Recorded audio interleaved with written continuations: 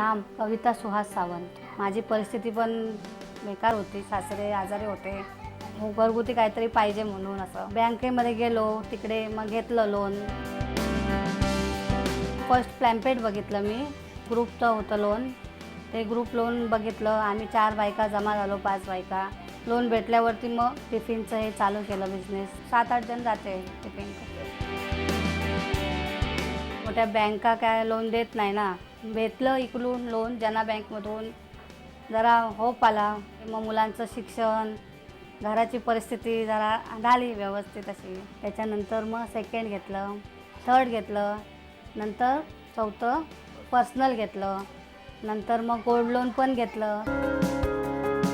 जना bank loan देते आहे, त्यामुळे व्यवस्थित चाललं आहे आणि व्यवस्थित जातं आहे कलेक्शननी। बँकेमुळेच मला पण फायदा आहे।